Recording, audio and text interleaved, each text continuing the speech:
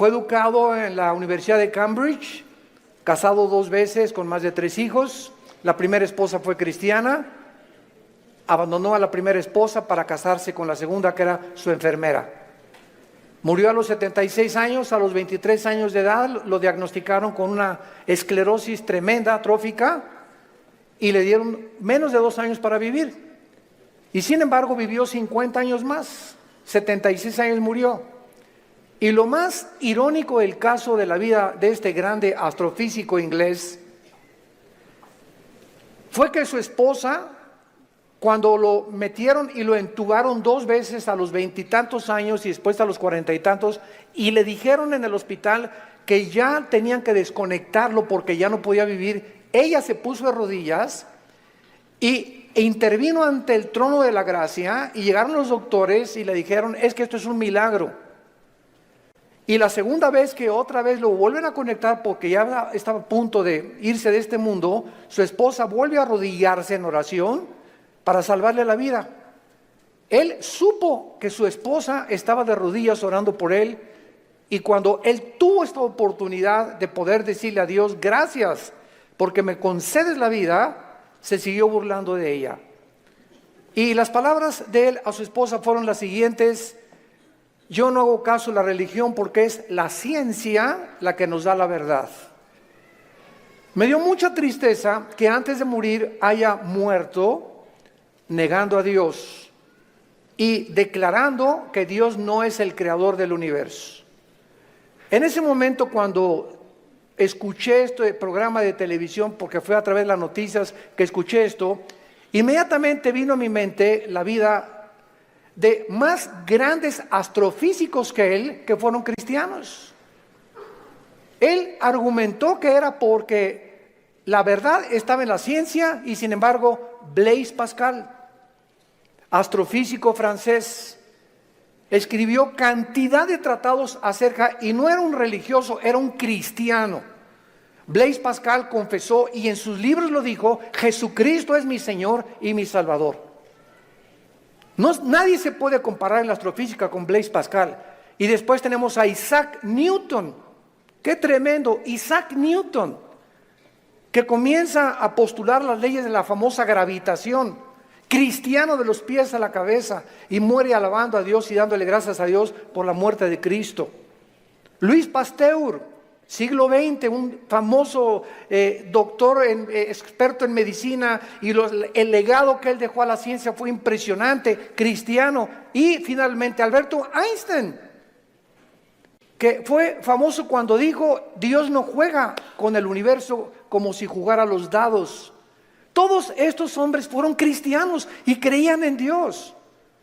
Los filósofos de hace 2150 años aproximadamente, 150 años antes de Jesucristo, Aristóteles, que fue el maestro de Alejandro el Magno, Platón, Sócrates, Demóstenes, creían en un Dios. Por lo menos dijeron: pienso, luego existo, existo, luego vivo. Esta causa no puede estar dentro de mí, esta causa tiene que estar fuera de mí. Tiene que haber algo, llámale la fuerza, una entidad superior, pero tiene que haber algo que trascienda, que es Dios.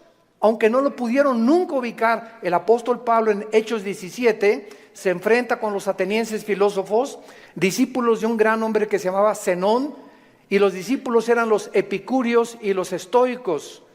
Y Pablo en Hechos 17 les demuestra y les dice: ustedes adoran a un Dios porque tienen un monumento altísimo que decía: al Dios desconocido.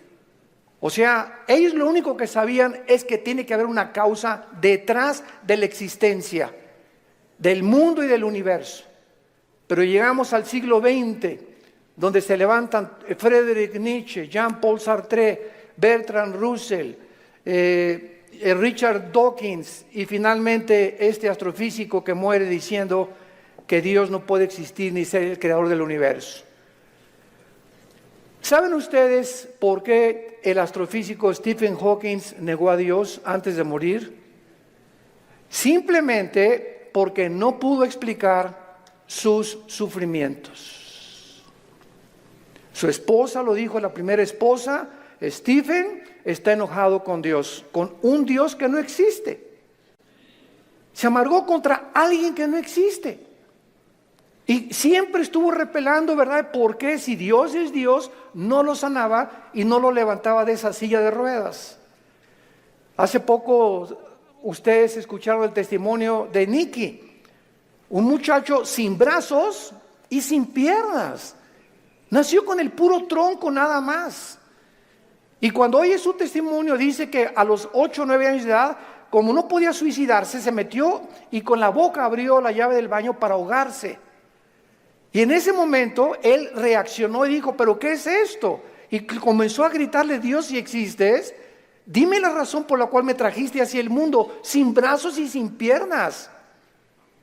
Y entonces él entrega a los 11, 12 años de edad su vida a Jesucristo. Y no se imaginan ustedes los millones de almas que este muchacho, Nicky se apellida, ¿verdad? Nicky ha ganado en el mundo. Aquí lo tuvimos en México y mi esposa y yo, su esposa es mexicana y se han discipulado con nosotros desde hace muchos años. La esposa de él y la familia de ella también. Ahora ya van a ser papás otra vez. Así como lo ven, pero juguetón. Gracias a Dios por su vida.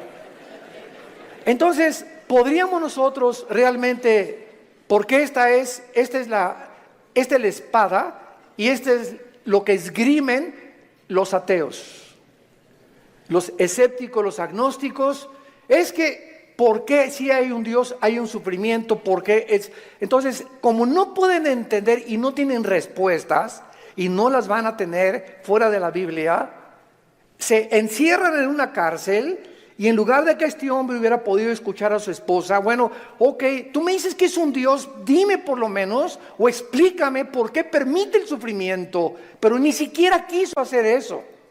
Negó completamente todo contacto con la Biblia.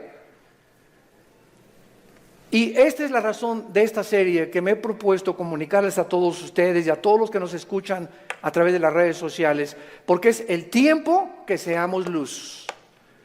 El mundo está pidiendo respuesta a los políticos, astrofísicos, ateos, agnósticos, escépticos, etcétera, etcétera. Las universidades en Latinoamérica están llenas de ateos, infectando las mentes de nuestros hijos, incitándolos a una revolución, incitándolos a la violencia, porque ellos creen que a través de esta violencia y de este idealismo pueden ellos hacer un cambio en México social, o en Veracruz, o en cualquier otra nación.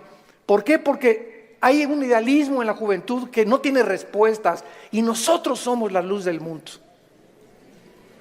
Ya es hora que brillemos, ya es hora que levantemos la lámpara.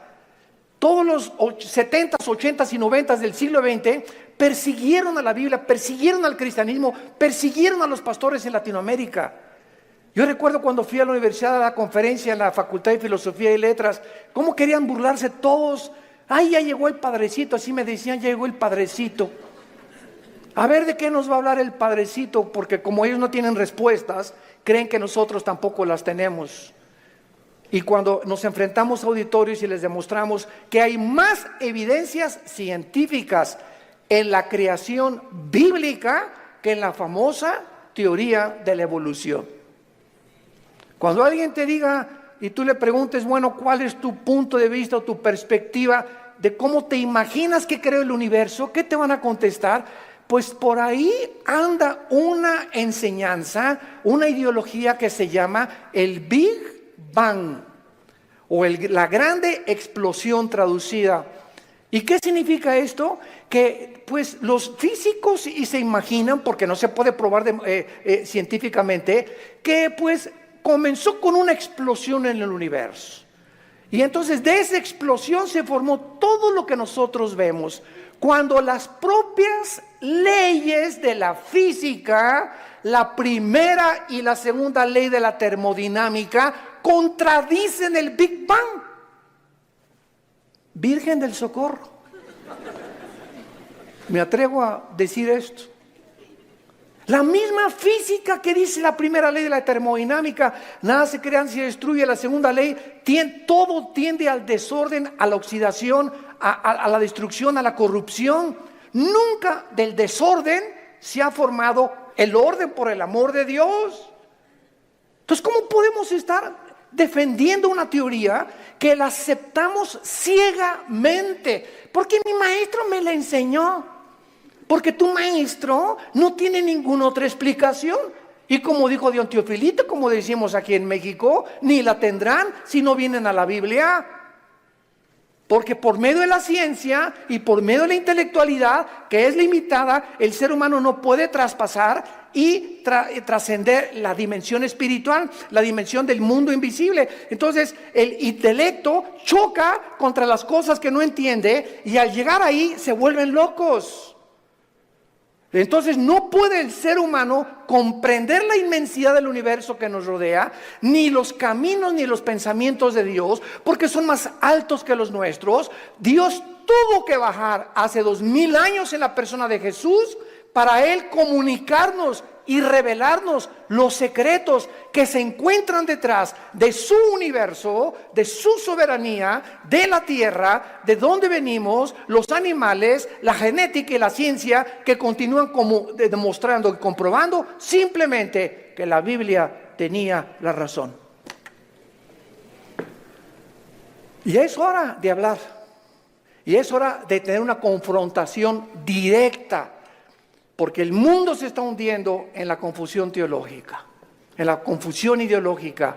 Los gobiernos los invitamos al próximo desayuno en junio, ya les dieron su volante titulado El fracaso de los gobiernos humanos. Otra vez, ¿verdad? Vamos a examinar todos los gobiernos, nazismo, fascismo, monarquías, democracias, etcétera, etcétera. ¿Por qué ninguno ha funcionado? ¿Por qué siguen peleándose? ¿Por qué ahorita ya los partidos políticos en todas partes del mundo, ya sus convicciones, los estatutos en los que formaron sus partidos están deshaciéndose y contagiándose con el otro? Es como si nosotros dijéramos, soy cristiano, pero me voy a juntar con los mormones y con los musulmanes. Cuando los principios de los musulmanes, los principios de los mormones y el cristianismo se contradicen unos a otros. Entonces, ¿creo realmente que mis convicciones son reales y es la verdad? ¿O necesito otras ideologías porque no estoy seguro de lo que yo creo? Es una tristeza, se están derrumbando ante nuestros ojos todas las ideologías y todas las filosofías del mundo. Los sistemas de pensamiento están confundidísimos como jamás lo habían estado. Gubernamentalmente, teológicamente, filosóficamente, económicamente, es una confusión en el mundo tremenda. Es el estrés por el cual vive la gente. Es una incertidumbre de dónde está la verdad, dónde está la luz, quién tiene la verdad. Tú dices que en aquella religión, tú dices que en aquella religión. Discúlpame, en ninguna religión en la persona de Jesucristo. Porque tú puedes tener X religión sin tener la verdad ni tener al Hijo de Dios en tu vida. Él fue el que vino y nos dijo: no los católicos, no los evangélicos, no los nazarenos, no los mormones. Jesús dijo: yo soy la verdad. Y cuando Él entra a tu vida, se te caen las vendas. Y de alguna forma el entendimiento se nos comienza a expandir. Y solo Dios, el Espíritu Santo, puede hacer que nuestra mente se abra para que cuando vengamos a la Biblia podamos entender, porque la Biblia, el autor es el Espíritu Santo. Necesito al Espíritu Santo morando en mí para comprender los pensamientos de Dios. Ven a la Biblia sin el Espíritu Santo y vas a chocar contra los pensamientos de Dios. Porque el hombre natural no entiende las cosas del Espíritu, porque para él son locura. Porque estas cosas no se intelectualizan, estas cosas se disciernen espiritualmente.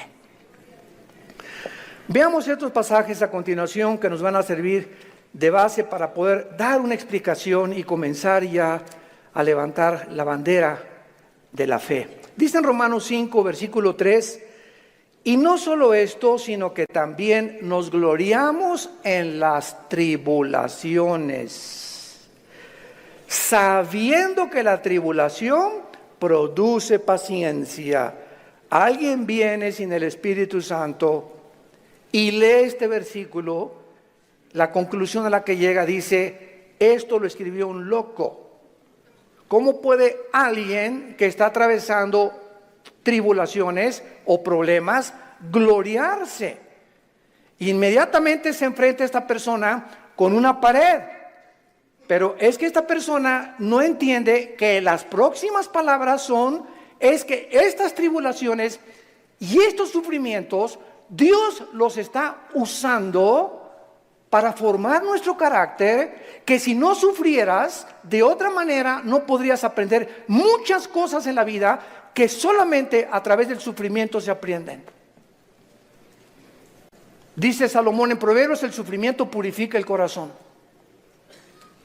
Esta es la razón por la cual comenzamos ya a entender, y cuando comenzamos a entender los pensamientos de Dios, y aunque no vamos a ser libres del sufrimiento, por lo menos Dios va a entrar a nuestra vida y nos va a dar una esperanza para que en ese valle de sombra y de muerte tengamos paz.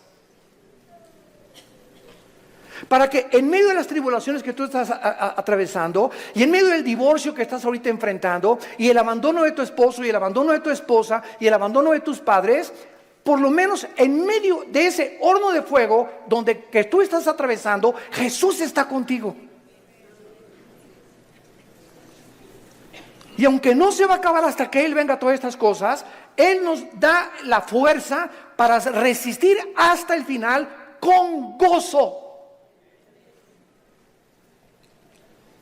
Y la paciencia solamente es el fruto de las pruebas y las tribulaciones. ¿Se imagina lo que la Biblia dice? ¿Y para qué quiere la paciencia, Señor? Si no tienes paciencia, te vas a casar con el chavo equivocado. Si no tienes paciencia, te vas a casar con la muchacha equivocada. Si no tienes paciencia y eres una persona impulsiva que compras y vendes, etcétera, etcétera, sin meditar ni reflexionar nada, vas a comprar la casa equivocada, el carro equivocado, el viaje que Dios no quería que hicieras lo vas a hacer por tu impaciencia, porque por naturaleza somos impacientes. Entonces la Biblia nos comienza a abrir los ojos y nos dice, espérame tantito, la paciencia es una virtud elemental para que puedas tomar decisiones y no te arrepientas el día de mañana. Pues yo quiero la paciencia, Señor. Viene entonces el fuego de la prueba. No tengas miedo de las tribulaciones. Mi esposo, hermano, parece un martillo conmigo y duro, y duro, y duro, y duro. Hermana, pues mientras más, te está haciendo tu esposito, sin que te des cuenta, estás desarrollando una capacidad para aguantar. Que si no quieres hacer eso, pues sácate un cuchillo y vete sobre él entonces. Y acaba con tus problemas. Hace muchos años, quiero irme con mucha calma con estas conferencias porque son muy importantes y tratar no se imaginan, oren por nosotros, por mi esposa y por nosotros, nuestros hijos. Necesitamos mucho de las oraciones de todos ustedes y le pido a Dios mucha oración, que siempre que yo estoy enfrente de un público pueda yo tener la capacidad de explicar su bendita y profunda palabra. Hace muchos años había un dramaturgo inglés llamado Oscar Wilde y él hizo muchísimas obras de teatro. Yo me acuerdo, tenía como 18, 19 años de edad, formé parte de un elenco teatral llamado Hamlet. Y en una de las cosas que yo tenía que declarar durante el escenario, en el teatro, representando a Hamlet, ¿verdad? Dice así la obra de William Shakespeare: morir, dormir, no más. ¿Qué es más levantado para el espíritu? ¿Levantar las armas contra un piélago de calamidades y haciéndole frente a acabar con ellas? ¿O esperar el sufrimiento y dormir y morir, no más? En otras palabras, este dramaturgo que no era cristiano, pero creía en Dios, Oscar Wilde, y tenía problemas morales, ¿verdad? No nos vamos a meter con eso ahorita. Oscar Wilde pudo entender que en la vida es o mueres o vives. Ahora, escojo vivir, aguántate. Le decía a mi papá, no chille, agarre piedras. Estamos vivos, no es Disneylandia, por el amor de Dios, ya madura. No es Reino Aventura. No estamos en el milenio todavía, estamos en un mundo de una raza humana caída, donde hay pecado, muerte, oscuridad, sombras, tristeza, enfermedades, violencia, etcétera, etcétera. Y vamos a través de esta serie a explicar por qué permitió Dios esto. Y nos vamos a dar cuenta, cuando veamos la explicación de Dios, vamos a levantar las manos, te voy a decir, Señor, profunda es tu sabiduría y tu gracia y tu misericordia. Cuán profundos son tus pensamientos. Y yo era como era porque no entendía. Ahora entiendo, Señor, y te alabo y te bendigo. Y va a venir una paz sobre tu vida que sobrepase el entendimiento, que te va a dar la fortaleza de seguir viviendo para Jesús. Y este es el propósito de esta serie que he tratado de preparar para todos ustedes y los que nos escuchan. Las tribulaciones nos producen paciencia. Necesitamos la paciencia. La segunda es Santiago capítulo 1, versículos 2 y 3. Santiago capítulo 1, 2 y 3. Hermanos míos, otra vez parecía que estuviera loco Santiago, de cual fumó. Tengan por sumo gozo cuando se hallen en diversas pruebas. ¿Quién puede llegar a esa conclusión, verdad? Gózate cuando te corran de tu trabajo. Gózate cuando pierdas tu casa. Gózate cuando tienes algún problema, ¿verdad? ¿Por qué me voy a gozar?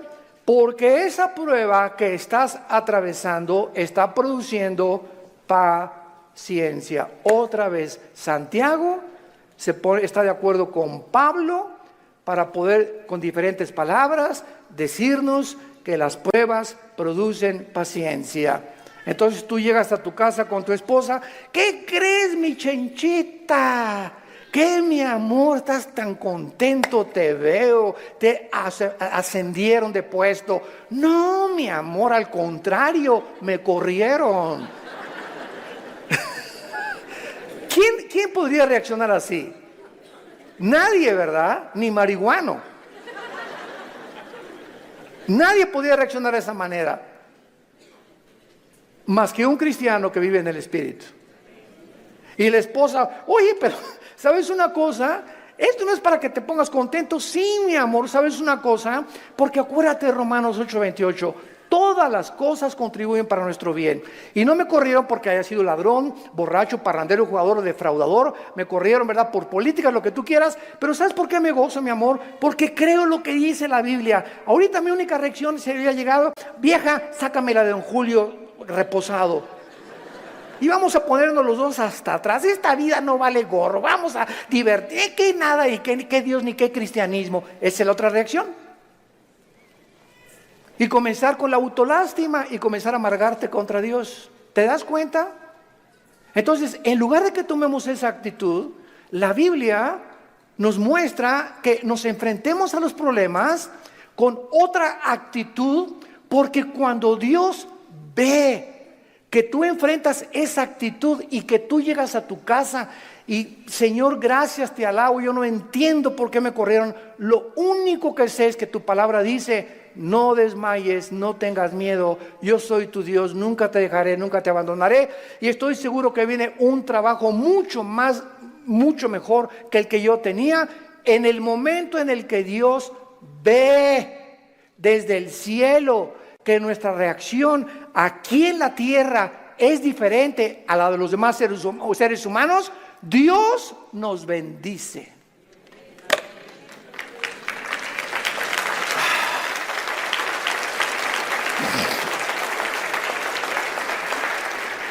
Porque sin fe,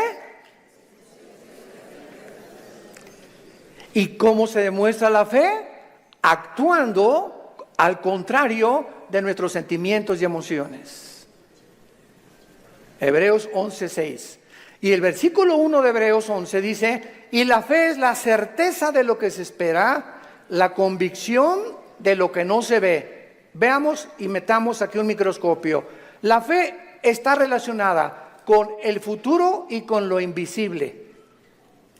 Es una certeza, es una seguridad de algo que está adelante de mí, que estoy esperando, y aunque yo no lo vea, estoy seguro que viene a mi vida. Y además estoy tan convencido, aunque no lo vea. La fe, si no es algo que tú estás esperando y no estás convencido, tu fe es la fe de los demonios. Dice Santiago capítulo 2 que los demonios también creen. No, yo creo en Dios. Pero ¿sabes una cosa? Tú dices que crees en Dios intelectualmente, pero no demuestras que tú crees en Dios por la forma como tratas a tu esposa, por la forma como tratas a tus padres, por la forma como ves a las mujeres. Este pueblo, Marcos 7, dijo Jesús, de labios me honra. ¿Cuánta gente hay por todos lados? Y van a desayunos, y yo creo en Dios, pero sus acciones Su conducta contradice la piedad que ellos expresan o que creen tener en su corazón. Entonces te vuelves un hipócrita. Te vuelves un falso cristiano. Porque la fe tiene que, dice Santiago, sin obras no es fe. La salvación es por la fe, pero la forma de demostrar que esa fe es salvífica, que realmente nos ha transformado, es cuando vemos que ha transformado mi vida. Ya no soy el que yo era antes, antier, o hace un mes o hace 6 meses. Ahora cambió mi vida con mi esposa, la forma como veo a mis hijos, la forma como manejo mi negocio, la forma como me relaciono con la gente, la forma como veo a los gobiernos. Cambia completamente mi vida. Y si yo no manifiesto esta actitud o esta nueva conducta, no es cierto que soy cristiano. Y lo vamos a ver en el tercer pasaje, 1 de Pedro capítulo 1. Y ahí vamos a comenzar nuestra serie. Esta es la introducción. En 1 de Pedro capítulo 1, versículo del 6 al 9, escribe el apóstol Pedro, y los recipientes de esta carta eran judíos perseguidos por Roma. Esta carta fue dirigida a cristianos que están siendo perseguidos o sufriendo por su fe, en lo cual vosotros os alegráis, aunque ahora por un poco de tiempo, si es necesario, tengáis que ser afligidos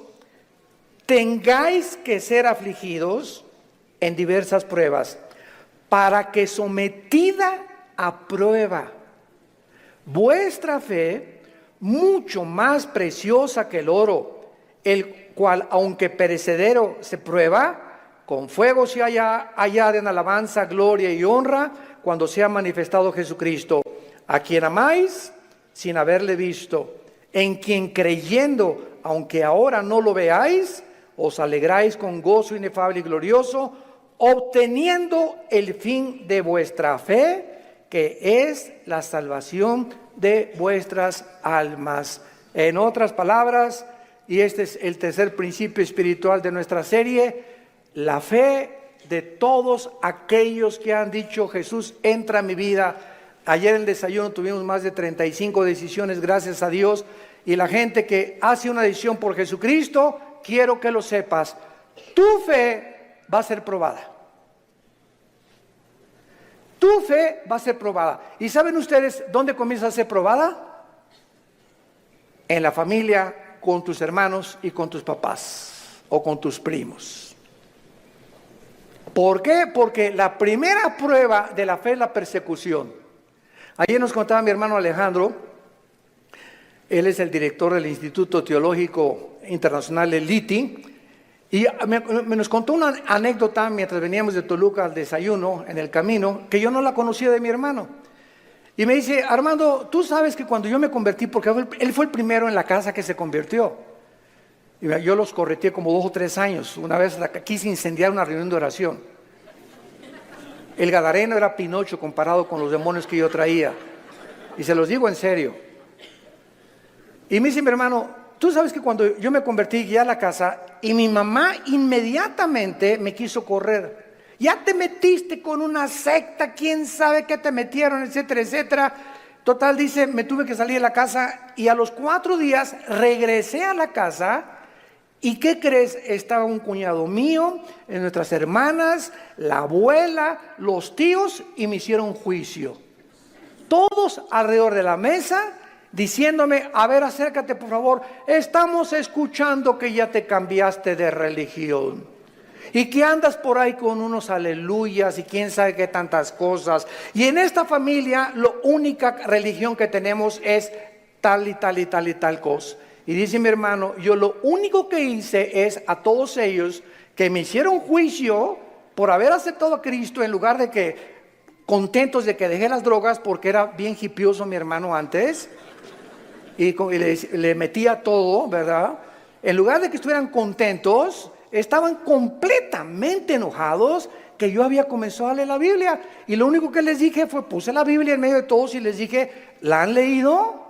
Y comenzaron todos a voltearse unos con los otros. No, Chepo. Pues si no la han leído, ¿qué base tienen para juzgarme que yo estoy mal? Porque si no es la Biblia la base de nuestra fe, ¿qué es entonces? Yo no les dije que fui con los mormones ni que fui con soy un musulmán. Estoy en un grupo de cristianos que leemos la Biblia. Y si ustedes no leen la Biblia, no tienen ninguna base. Dice mi hermano, desde esa vez nunca se volvieron a meter conmigo. Pero vino la persecución inmediatamente y vendrá contra ti también. Y comienza en la propia familia. ¿Por qué? Porque Dios nos sacó de las tinieblas de nuestra familia para regresar a nuestra familia e iluminarlos y sacarlos también al reino admirable de la vida de Jesucristo. Y si tú en tu familia no eres una luz y en tu medio donde trabajas no eres una luz y no estás dando testimonio de Jesucristo, tu cristianismo es religioso nada más. Y recibirán poder. ¿Para qué? Para poder enfrentar al mundo. Sin ese poder no se puede enfrentar al mundo. Hechos 1:8. Y recibirán al Espíritu Santo y me serán testigos. Entonces vemos nosotros que tiene un propósito todo esto. Muy bien, vamos pues a comenzar esta serie con las siguientes declaraciones y reflexiones.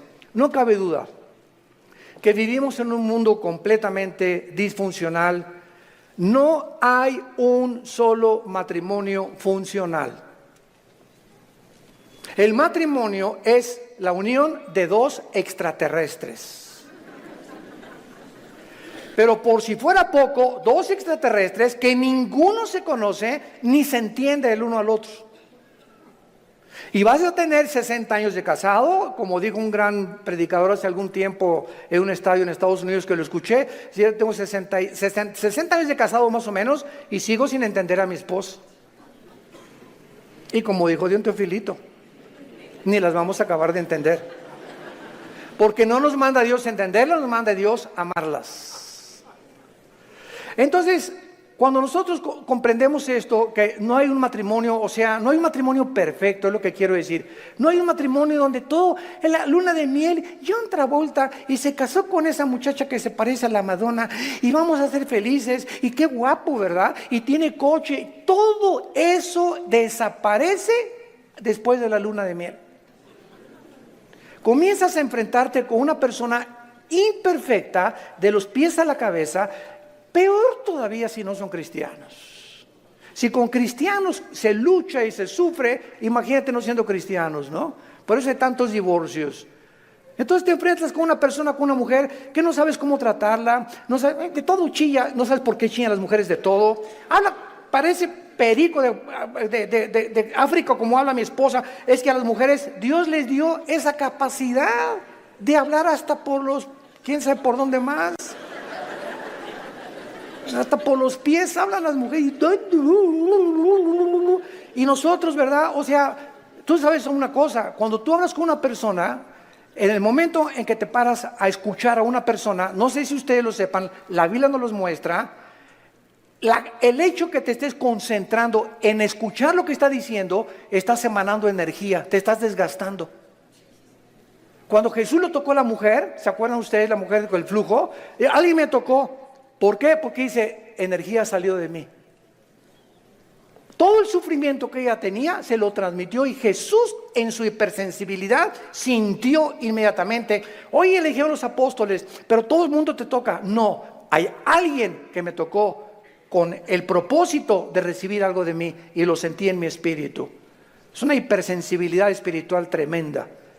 Pero cuando tú te sientas con alguien, entonces esta es la razón por la cual mujeres, los hombres nos sentamos y viene tu esposa y 15, 20 minutos y a los 10 minutos no tenemos la capacidad, yo no sé cuántos de ustedes sean superhéroes, ¿no?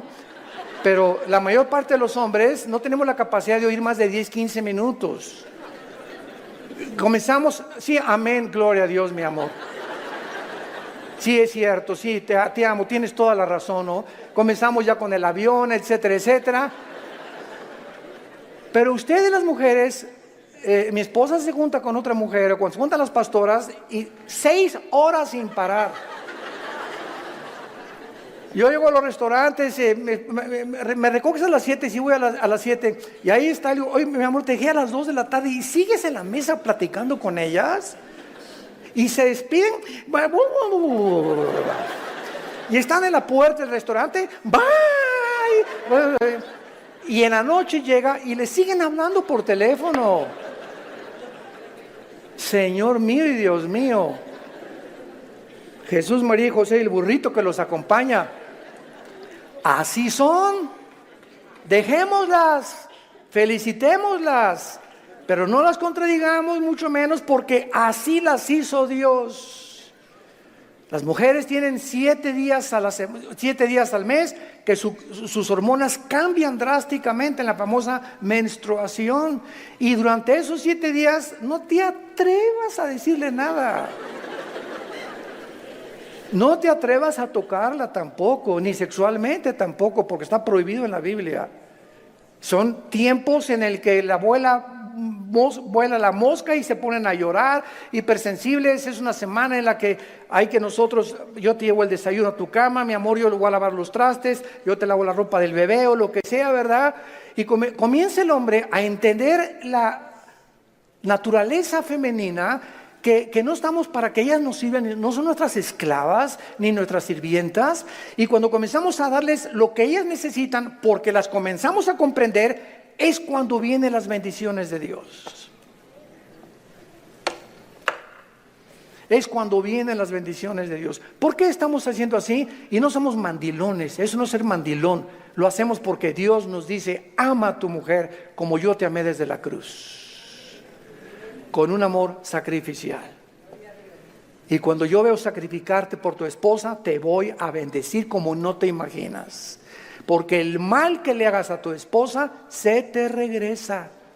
Es como un boomerang, se te regresa, dice en Efesios capítulo 5. Nadie aborreció su propia carne, sino que la cuida y la sustenta como Cristo a la iglesia. El daño, las groserías, los gritos, el adulterio mental que traigas contra tu mujer, se te regresa y detiene las bendiciones de Dios.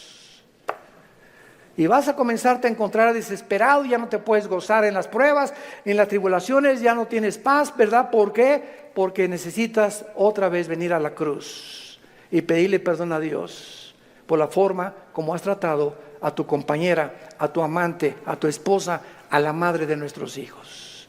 Ahí viene. ¿Por qué lo hacemos? Por la fe. Y sin esta fe es imposible que yo agrade a Dios. Vivimos un mundo disfuncional, tenemos que entender esto. Y todas estas circunstancias nos hacen volvernos a la pregunta, que es la que vamos a desarrollar en esta serie: ¿por qué Dios no detiene la maldad? Muy buena pregunta, muy válida filosóficamente. ¿Por qué Dios no detiene tanta destrucción y tantos sufrimientos?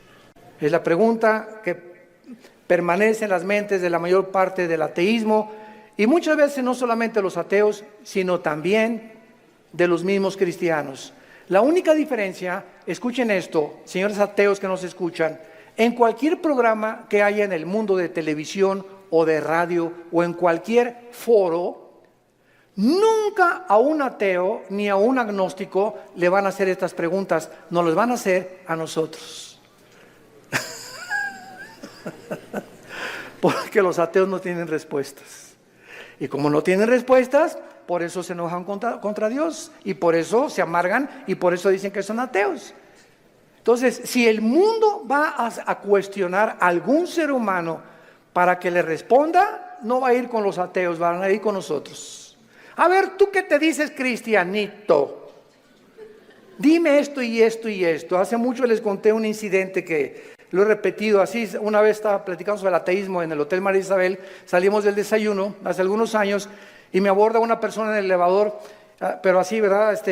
Usted se así, mucho gusto, ¿cómo está? Ya entramos al elevador juntos.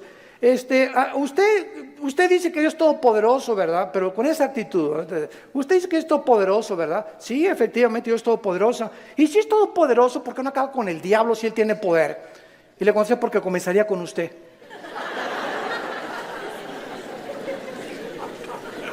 Dele gracias a Dios. Le cambió completamente su perspectiva.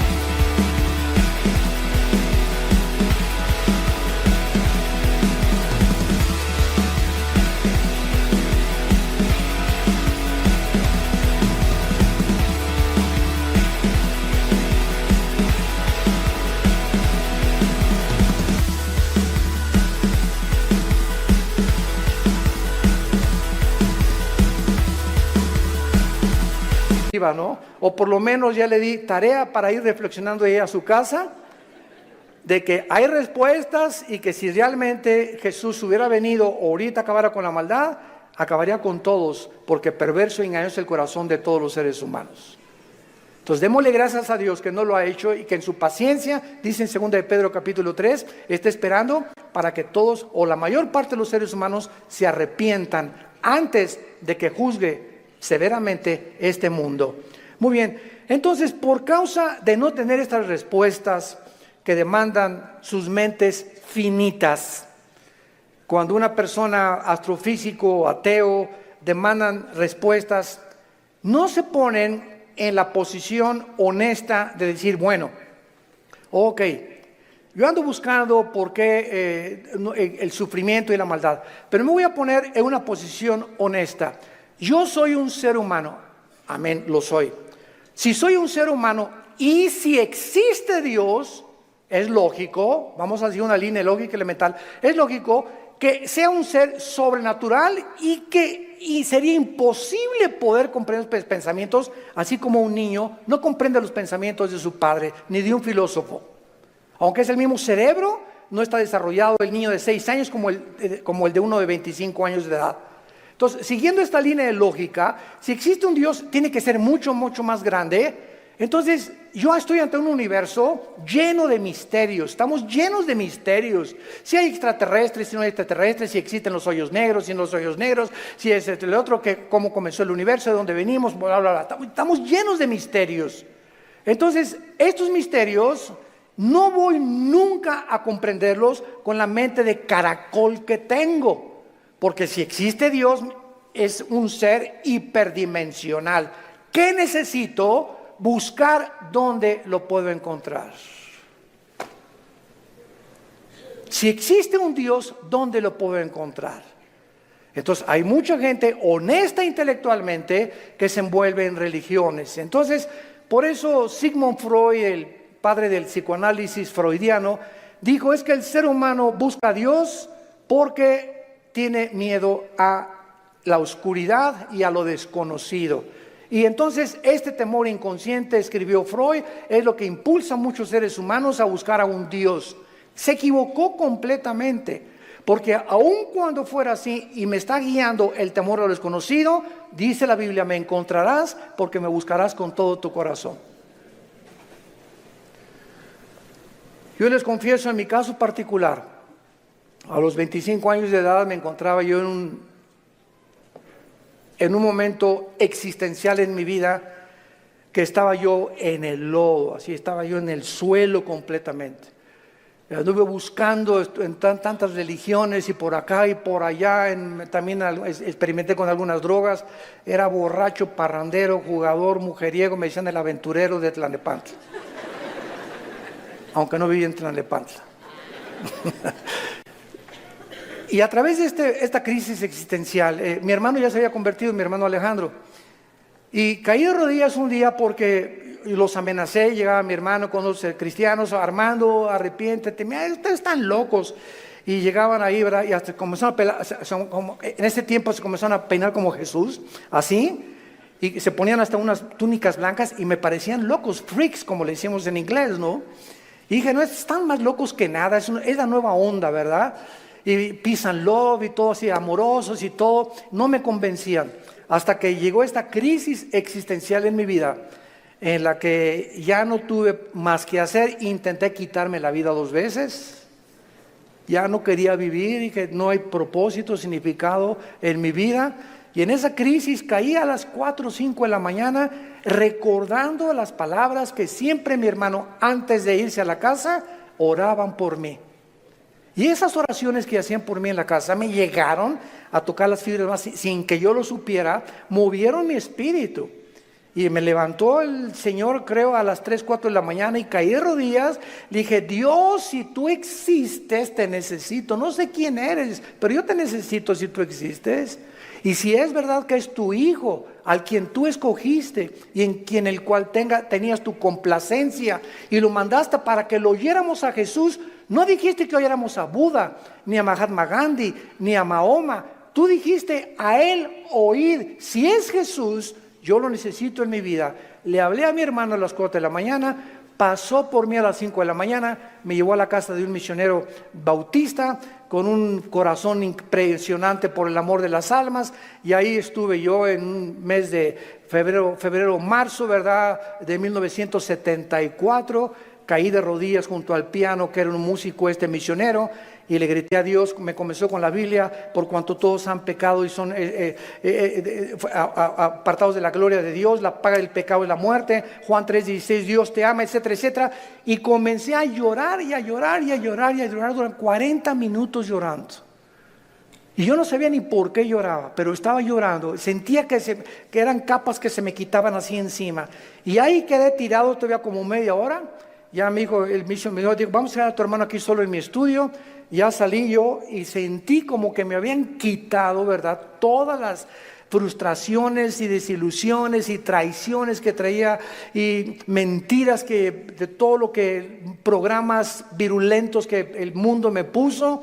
Y fue la forma en la que Jesús me dijo: ¿verdad? Tú eres a quien tú estás persiguiendo. Y de ahí en entonces, ¿verdad?, mi vida fue cambiada radicalmente. Y yo supe que había llegado al final de mi vida, y que si Él era Jesús, yo tenía que dedicar mi vida a Él. No había ninguna aventura más grande en la cual un hombre pueda aventurarse a vivir más que conocer a Dios. No hay una aventura más grande. Conocerle es el más grandioso afecto de nuestros sentidos, y amarle el más grande de nuestros propósitos. A los 3 años de que comencé a trabajar yo en la hotelería, era gerente del hotel, el que acabamos de ir ahorita en la reunión de los pastores ahí en Acapulco, enfrente de la Diana. Estuve de gerente como 1 año, gerente en el Hotel Camino Real de Polanco, etcétera, etcétera. Y le dije a Dios: me voy de misionero. Yo creí que Dios me había llamado para otra cosa. Me fui de misionero y me fui a la sierra de Oaxaca, entre la Costa Chica y la Costa Grande, entre Oaxaca y Guerrero. 3 años durmiendo en pisos de adobe. Mi cojín era un ladrillo envuelto en periódicos, y me tapaba en la noche con periódicos, con los indígenas. Yo creí que me había llamado Dios para ser misionero, porque los misioneros que conocí en Acapulco me mandaron para que yo fuera, y lo único que me daban era un cheque de $100 al mes. Comíamos lo que pescábamos, las almendras que arrancábamos y los mangos que quitábamos de los árboles durante 3 años de mi vida. Y ahí conocí la máxima de las pobrezas. Más pobre no puede ser. Yo dormí en camas de piedra, hermano, te gané. En covachas, estas eran chozas de adobe. Y además había un pueblo ahí que se llamaba El Ciruelo, cerca de Tejucunicuilapa, en la Costa Chica, que era de leprosos. Y me acuerdo que un día me dijeron: es que ¿por qué están tapados así? Es que son leprosos. Y yo creí a las 2 de la mañana que Dios me había llamado a morir con lepra. Y le dije a las 2 de la mañana: sé Dios, si ese es mi destino, Señor, aquí estoy. Yo no sabía ni qué contagios era la lepra, ni conocía mucho de la lepra, pero yo creí que Dios me había llamado para morir como un leproso.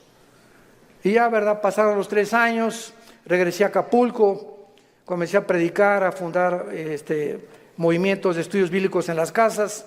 En 1979 la organización del famoso evangelista, que vamos a orar por él, Luis Palau, se está muriendo de cáncer, por cierto. Tiene cáncer en los pulmones, Luis Palau. Me hablaron a formar parte del equipo de Luis Palau. Del 79, 80 y 81 estuve como evangelista por toda la República, todo Tabasco, Guerrero, Veracruz, pueblito en pueblito, predicando de choza en choza, pueblito. Nos corretearon, nos aventaron piedras, nos aventaron palos, me lastimaron 2 veces, me enfermé con malaria, me enfermé con calentura de 40 grados, etcétera, etcétera. Y todas estas fueron, ¿qué cosa? Pruebas. Dios estaba forjando carácter en mi vida, que era muy importante para lo que más tarde me tenía que enseñar. Y el secreto, quiero decirles a ustedes, el más grande secreto de la vida es no amargarte. Es el más grande secreto de la vida cristiana. Un cristiano amargado no entra a la tierra de Canaán. No pasas Canaán. Dice en Hebreos 12 que bloquea la gracia de Dios la amargura. No importa lo que nos hayan hecho, lo que nos digan. Me acuerdo en los 80s cómo nos calumniaron. Me dijeron que me había casado 4 veces, que tenía hijos hasta en Iztapalapa, 15. Bueno, Es increíble, y todavía me dicen que de vez en cuando han oído esos rumores, ¿no? Le gané a Salomón. Puras mentiras. Pero el diablo es encargado de verdad de buscar la forma de desprestigiarte, de impedir. Pero ¿sabes una cosa? Que nuestro destino no depende de lo que la gente piensa. Nuestro destino depende de Dios. Y nadie puede arrebatarte ese destino que Dios te ha dado. Nadie, absolutamente nadie. Y para terminar, sí existen respuestas, y mientras todo se aclara, y mientras nuestra poca y chica y limitadamente intelectual comprende, y ahorita comenzamos ya con el Espíritu Santo a entender muchas cosas más que sin el Espíritu Santo imposible poder comprenderlas, Dios nos deja dos consuelos. El primero, la resurrección de nuestra vida. Vamos a volver a vivir. Hijo, ten calma. No importa lo que estás pasando. Cuando tú mueras y resucites, vas a tener el cuerpo que anhelabas tener. Si eras chaparrito y pelón, vas a ver el cuerpo que te voy a dar. Si te decían la tintorera de Tlanepantla, vas a ver la belleza que te voy a dar. Y lo que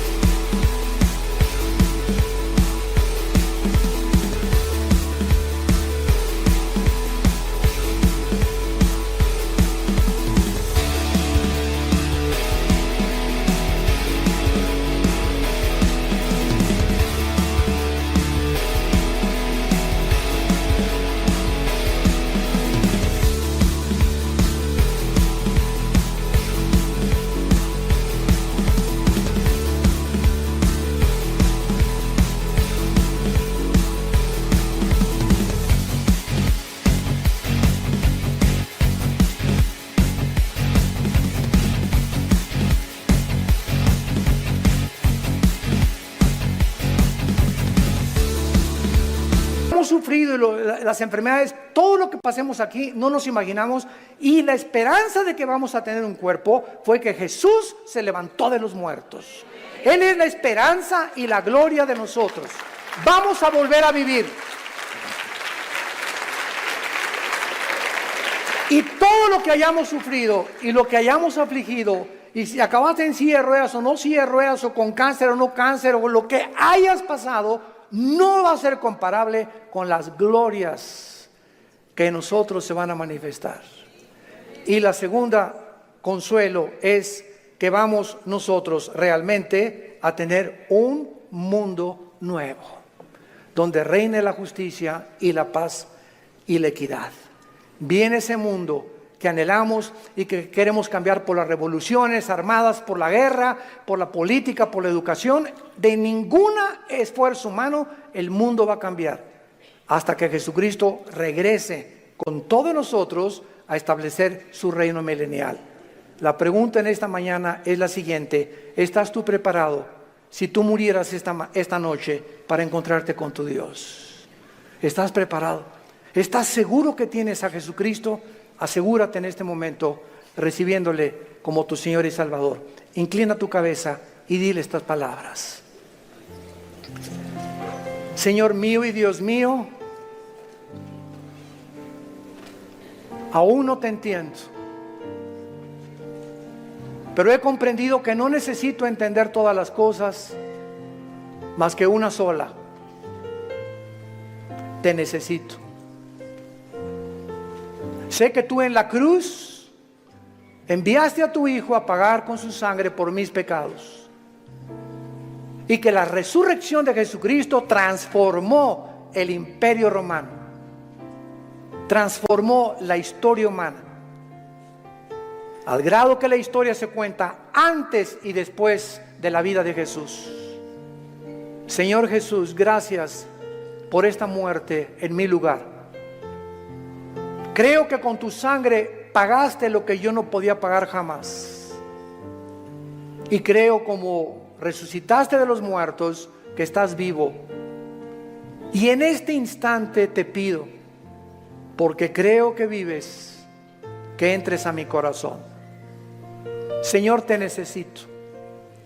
Yo sé que con el tiempo comenzarán a caerse las cortinas de mi mente y comenzaré a comprender más y más cosas que ahora no entiendo, pero lo único que sé es que te necesito, que moriste en mi lugar y que nunca me dejarás ni me desampararás.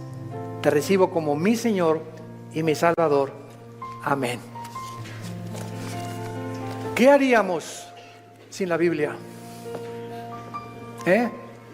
¿Qué haríamos sin este maravilloso libro? El libro de los libros. Todos ustedes en esta mañana que por primera vez han hecho esta oración, nos gustaría bendecirles y saludarles.